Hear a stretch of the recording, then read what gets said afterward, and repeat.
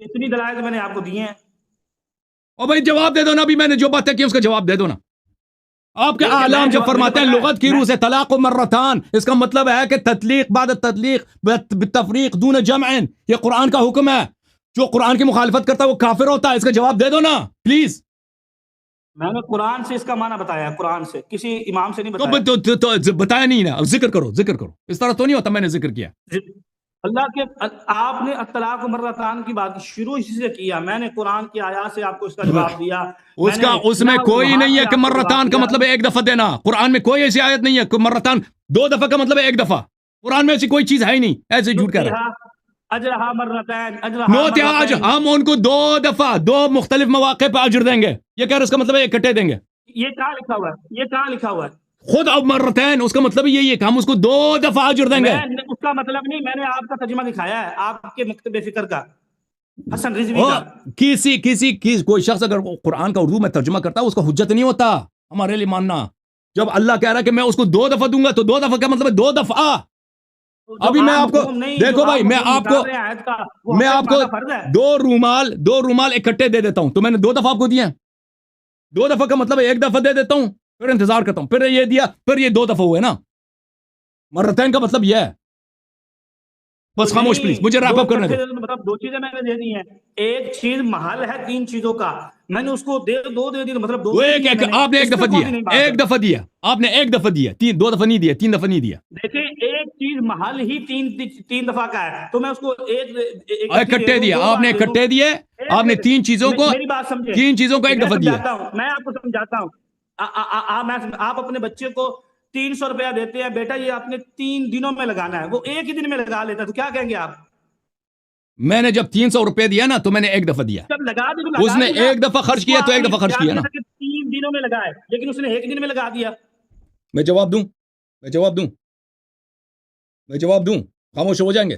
میرا جواب آپ دیں. میں آپ کو کیا کہہ رہا ہوں کہ اگر آپ نے اپنے بچے کو 300 روپیہ دیا, بیٹا ایک دن کر کے آپ نے لگانا ہے, اگر وہ اکٹھا 300 لگا دے گا تو کیا وہ حرام ہوگا؟ ابھی جو سن لو بھائی, سن لو. اگر میں کسی شخص کو کہتا ہوں کہ میں تمہیں 300 روپے دے دیتا ہوں نا, تو اگر میں نے اس کو 1 دفعہ 300 دے دیا تو 1 ہی دفعہ دیا, 2 دفعہ نہیں دیا. اگر میں اس کو 300 دے دیتا ہوں اور وہ 1 ہی دفعہ خرچ کرتا ہے تو اس نے 1 دفعہ خرچ کیا ہے. یہ کہ اس کا خرچ کرنا جائز ہے یا جائز نہیں, یہ میرے حکم پہ منحصر ہے. اگر میں کہہ دوں اس بچے کو کہ تم اس کو اکٹھے خرچ نہیں کر سکتے, تفریق کے ساتھ 3 مختلف مواقع پہ تجھے خرچ کرنا ہوگا, تو پھر اگر اس نے 1 دفعہ خرچ کیا تو اس کا یہ حرام ہے, اس کا فعل یہ گناہ ہے. اللہ تعالیٰ ہمیں فرماتا ہے, پلیز مجھے بات کرنے دو. طلاق جو ہے باری باری ہوتی ہے, پلیز مجھے بات کرنے دو. طلاق 1 دفعہ نہیں ہوتی, طلاق ہوتی ہے باری باری. اس میں طلاق ہوتا ہے, تفریق ہوتا ہے, پھر طلاق, دوسرا طلاق ہوتا ہے. 1 ہی دفعہ دے دینا تو آپ نے اللہ کے حکم پہ عمل نہیں کیا, آپ نے 1 ہی دفعہ طلاق دے دیا. یہ اللہ کے حکم کی مخالفت ہے. اللہ کے حکم کی جو مخالفت کرتا ہے وہ کافر ہوتا ہے, ٹھیک ہے نا. طلاق وہ ہوتا ہے کہ اس کے بعد عدہ ہو. اذا طلقتم النساء فطلقوهن لعدتهن. وقت پہ آپ مثلا 5 نمازیں صبح ہی پڑھ لو بھائی, وقت سے پہلے. یہ ہوتا ہے بھائی نہیں, 5 دفعہ آپ نے نماز 5 دفعہ پڑھنا ہے آپ نے, ہر ایک کو اپنے وقت میں پڑھنا ہے.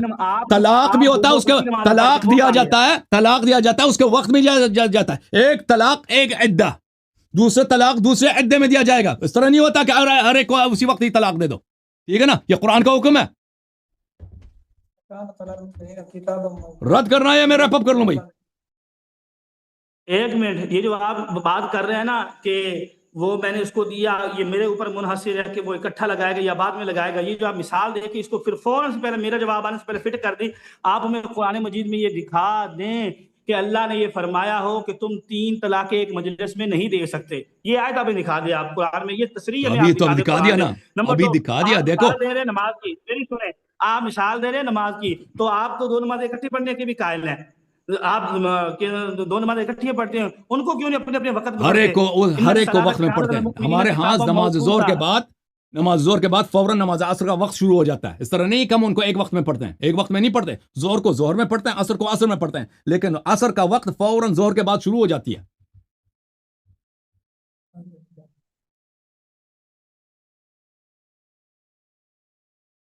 سمجھ میں آئی بات آپ کو؟ ابھی جو اللہ میں نے عرض کیا آپ کی خدمت میں, کیا دوہرا دوں دوبارہ, میں نے عرض کیا آپ کی خدمت میں کہ اگر کوئی چیز شریعت کے موافق ہو تو وہ صحیح ہے, شریعت کے اگر خلاف ہے وہ تو صحیح نہیں ہے. جب اللہ فرماتا ہے کہ تطلیق ہوگا اس کے بعد مدت گزرے گی اس کے بعد طلاق ہوگا، ٹھیک ہے نا، مرتان کا مطلب ہی یہی ہے، اکٹھے نہیں ہے، مرتان ہے، دفعہ دینا ہے، باری باری دینا، اس کے درمیان وہ اکٹھے نہیں دے سکتے. تو جو اس کی مخالفت کرے گا تو یہ صحیح نہیں ہوگا نا، شرعی نہیں ہوگا، اسی لیے تو علماء کہتے ہیں بدعت ہے. تو جب صحیح نہیں ہے تو نافذ کیسا ہے؟ تو اگر صحیح نہیں ہے تو اس کا اثر ہی نہیں ہے، ٹھیک ہے نا. جیسے آپ نکاح کر لیں، باطل نکاح کریں، بدعتی نکاح کر دیں، بدعتی نکاح کوئی کہتا ہے صحیح ہے؟ کوئی اپنی ماں سے نکاح کر لے، حرام نکاح کر دے، اپنی ماں سے، اپنی بہن سے، یا اپنی بھابھی سے، یا کسی شوہردار عورت سے نکاح کر لے، سب کہتے ہیں وہ حرام ہے، سب کہتے ہیں باطل بھی ہے، بدعت بھی ہے، باطل بھی ہے. جب نکاح نہیں ہے، وہ جب محل نہیں ہے. دیکھا نکاح جب بدعتی ہوتی ہے تو باطل ہوتی ہے، نماز جب بدعتی ہوتی ہے تو باطل ہوتی ہے، ٹھیک ہے نا. طلاق ثلاث بدعتی ہے تو کیسے یہ صحیح ہو سکتا ہے؟ قرآن کے خلاف، سنت کے خلاف. دے رہے وہ یہاں پہ نہیں بیٹھنے والی، وہ ماں بہن، وہ تو محل ہی نہیں ہے نکاح کا. او بھائی جو بدعتی، اب کوئی شخص عدہ میں کسی کے ساتھ نکاح کرے، یہ بدعت ہے یا سنت ہے؟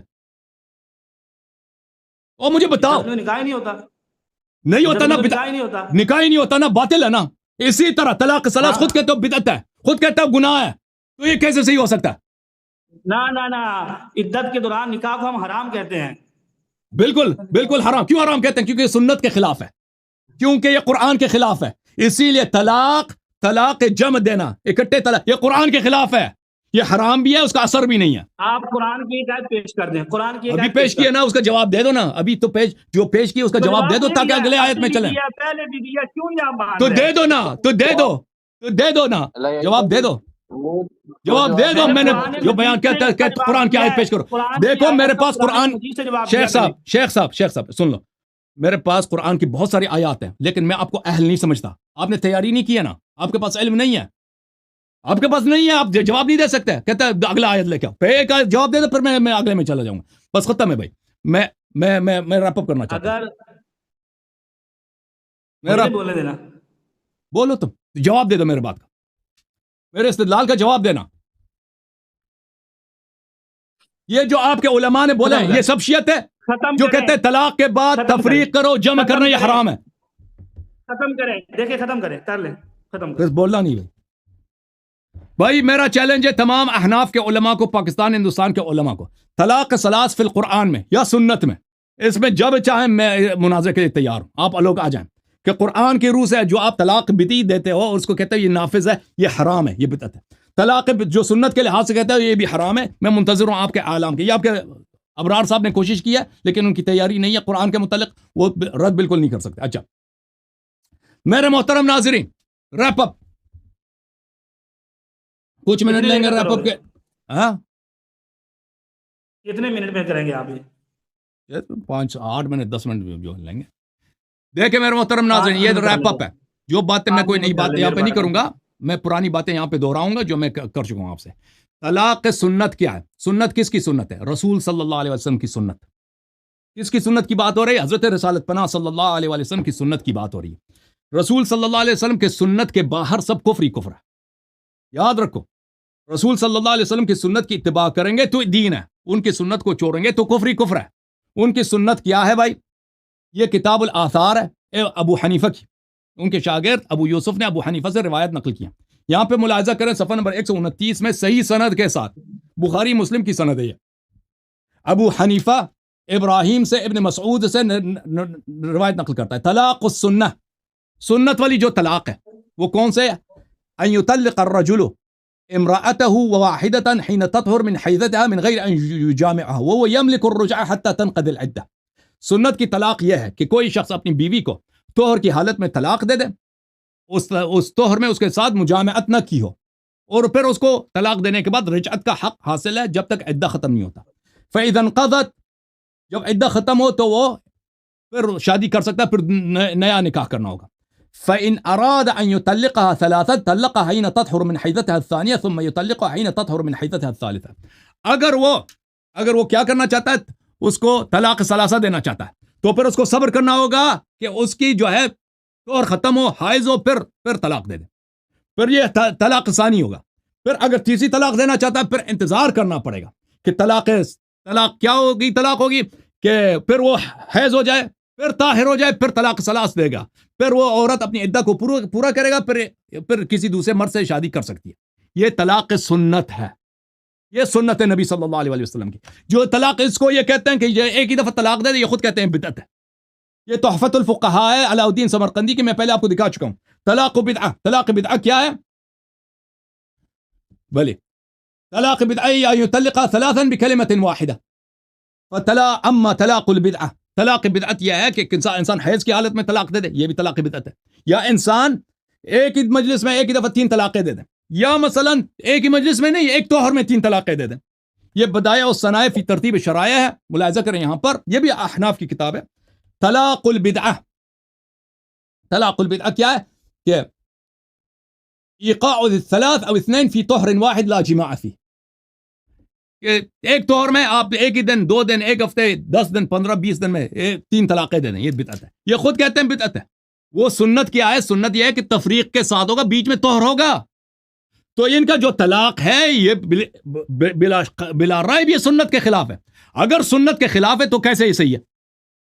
یہ خود جب کہتے ہیں یہ بدعت ہے، ٹھیک ہے نا، تو یہ سراسر کیا ہے؟ سراسر یہ باطل ہے، اور یہ رسول صلی اللہ علیہ وسلم کے سنت کے باہر جب آ جائیں گے، ابلیس کی سنت ہے بھائی، ابلیس کی سنت ہے۔ جب یہ خود کہتے ہیں کہ ایسا شخص کو گناہ گار ہوگا، بولے اچھا ملاحظہ کریں میرے محترم ناظرین، سنن النسائی، یہ حدیث صحیح ہے، میں نے اس کی صحت بھی ثابت کر دی ہے، یہ دارالفکر کی کتاب ہے۔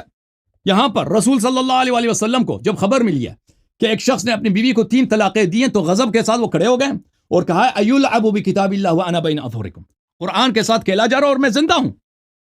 رسول اللہ صلی اللہ علیہ وسلم نے مجلس واحد میں یا طہر واحد میں 3 طلاقیں دینے کو کیا فرمایا؟ یہ قرآن کے ساتھ قرآن کا مذاق اڑانا ہے۔ قرآن کا مذاق اڑانے کے مترادف انہوں نے قرار دیا۔ قرآن کا جو مذاق اڑاتا ہے کفر ہوتا ہے۔ یہ حدیث صحیح بھی ہے، ان کی اپنی کتاب، ان کے علماء کے تصحیحات میں نے دکھا دیا۔ اچھا، اس کے علاوہ میں نے رکانہ والی حدیث آپ کو دکھا دیا۔ رکانہ کی حدیث میں ملاحظہ کریں، یہ حدیث صحیح ہے، مختلف اکابر نے اس کی تصحیح کی ہے، ترمذی، احمد ابن حنبل، فلان نے، ابو یعلا موصلی، دوسروں نے اس کی تصحیح کی۔ یہ مسند احمد تحقیق شیخ احمد محمد شاکر ہے۔ یہاں پر صفحہ نمبر ہے 91، حدیث نمبر 2387۔ اچھا، عبداللہ ابن عباس کی حدیث ہے کہ رکانہ نے اپنی بیوی کو ایک مجلس میں 3 طلاقیں دیں، اور بعد میں اس کو بڑا بچتاوا ہوا، بڑا وہ غمزدہ ہوا۔ رسول صلی اللہ علیہ وسلم سے پوچھا، پیغمبر نے پوچھا کیف طلقتا، تو نے اس کو اپنی بیوی کو کیسے طلاق دیا؟ اس نے کہا کہ میں نے ایک ہی مجلس میں 3 دفعہ طلاق دیا۔ مجلس واحد، پیغمبر نے پوچھا ایک ہی مجلس میں طلاق دی؟ اس نے کہا فقال انما تلك واحدة فارجعها ان شئت، یہ طلاق واحد ہے، تمہیں رجوع کا حق ہے۔ رجوع، پیغمبر صلی اللہ علیہ وسلم نے طلاق ثلاثہ ایک مجلس میں اس کو کفر قرار دیا، اور ایک طلاق ثلاثہ ایک ہی اس کو باطل قرار دیا، اور فرمایا کہ صرف ایک ہی طلاق گنتی ہوگی۔ اور پھر میرے آپ کی خدمت میں صحیح مسلم سے دکھا دیا کہ یہ بدعت کہاں سے شروع ہوا ہے۔ رسول صلی اللہ علیہ وسلم کا فرمان ہے ہی نہیں، کیوں فرمان نہیں؟ یہ صحیح مسلم ہے جی، ملاحظہ کریں یہاں پر عبداللہ ابن عباس کی بالاجماع صحیح حدیث، یہ کہہ رہا ہے کہ مسلم میں ضعیف احادیث ہیں، کیسے مذاق کی باتیں کر رہا ہے۔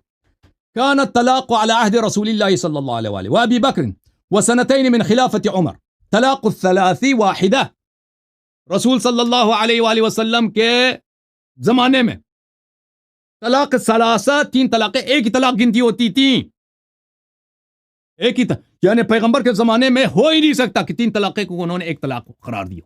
جو احادیث یہ پڑھتے تھے کہ طلق ثلاثا، کسی نے اپنی بیوی کو 3 طلاقیں دی، اس کا مطلب یہ ہے کہ 3 مختلف مجالس میں نے اس کے حوالے دکھا دیے بخاری مسلم میں، اس کا مطلب ہی یہی بنتا ہے۔ ایک حدیث میں بھی نہیں ہے کہ نبی صلی اللہ علیہ وآلہ وسلم نے یہ کسی نے اپنی بیوی کو 3 طلاقیں دی اس کو صحیح قرار دیا، ایک حدیث میں بھی نہیں ہے، ٹھیک ہے نا۔ بعض حدیث میں موجود ہیں لیکن وہ حدیث ضعیف ہیں یا کذب ہیں۔ اچھا، فقال عمر بن اچھا، ابو بکر کے زمانے میں بھی یہی حکم تھا، عمر بن الخطاب کے 2 سال کے شروع میں یہی تھا کہ 3 طلاقیں ایک ہی طلاق گنتی کی جاتی ہیں۔ تو اب مجھے بتائیں، اس کے بعد رسول صلی اللہ علیہ وسلم کے بعد کوئی شریعت کو چینج کرے تو بدعت ہی تو ہوگا نا، اسی لیے تو اس کو کہتے ہیں طلاق بدعی، اسی لیے یہ خود کہتے ہیں بدعت ہے۔ اس بدعت کو لانے والا کون ہے؟ اس بدعت کو لانے والا عمر بن الخطاب ہے۔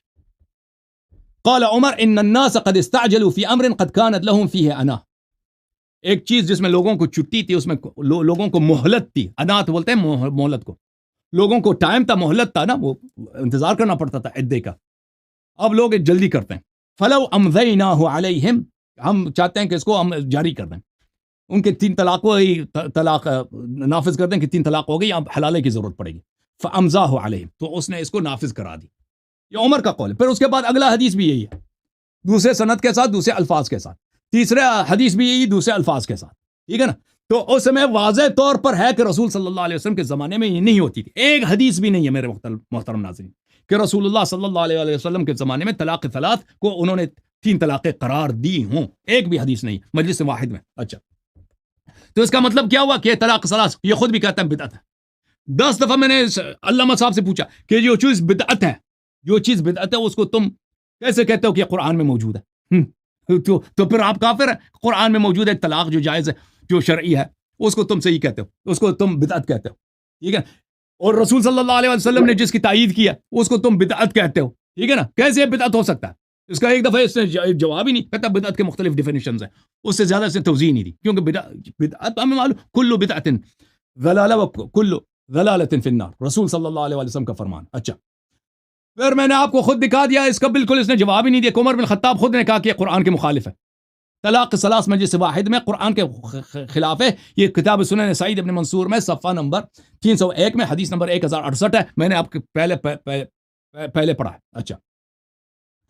اچھا, اب جب یہ اس کی بدعت ثابت ہو گئی, یہ ملاحظہ کریں صحیح سنن نسائی جلد اول میں ملاحظہ کریں یہاں پر کیف الخطبہ رسول صلی اللہ علیہ وآلہ وسلم سے صحیح حدیث نقل کیا. وشر الامور محدثاتها وكل محدثة بدعة وكل بدعة ضلالة وكل ضلالة في النار. یہ ہر بدعت انسان کو جہنم لے کے جاتا ہے. اور بھائی یہ چیز جو رسول خود مانتے ہو رسول صلی اللہ علیہ وسلم کی سنت نہیں ہے, وہ صحیح حدیث میں نے دکھا دیا. عبداللہ بن مسعود کی سنت کی طلاق کیسی طلاق ہے, اور خود کہتا ہے یہ بدعت کی طلاق ہے. وہ بدعت کو کیوں مانتے ہو بھائی؟ بدعت کو کیوں مانتے ہو؟ بدعت کو کیوں نافذ سمجھتے ہو؟ کوئی شخص بدعتی نکاح کرے, اس کی نکاح صحیح ہوتی ہے. بدعتی نماز پڑھے, بدعتی حج کرے, کون سی بدعت ہے جو شریعت میں مقبول ہے؟ بدعت یعنی سنت شیطان, سنت ابلیس. کون سی چیز ہے جو سنت ابلیس ہو وہ شریعت میں نافذ ہو؟ یہ نافذ کر دیتے ہیں. کسی شخص نے اپنی بیوی کو کہا طلاق طلاق طلاق, کہتے ہیں طلاق ہو گئی جی, حلالہ لے کے آؤ, حلالہ لے کے آؤ, حیض کی حالت میں حلالہ لے کے آؤ, اکٹھے ایک مجلس میں حلالہ لے کے آؤ. کتنا ظلم ہے خاندانوں پر, خاندانیں تباہ کر دی ان لوگوں نے. ٹھیک ہے, اس کا مؤسس کون ہے؟ عمر بن خطاب. ٹھیک ہے میرے محترم ناظرین, اب میرا ریپ اپ ختم ہے. تھینک یو مفتی ابرار صاحب, اللہ آپ کو جزائے خیر دے, ہدایت دے. Thank you sir. اللہ آپ کو بھی آپ نے کسی الحمدللہ انشاءاللہ اب اپنے کسی عالم دین کو لے کے آؤ تاکہ ذرا انشاءاللہ طلاق ثلاثہ فی القرآن پہ اس سے گفتگو ہو جائے. ٹھیک ہے نا. Thank you sir.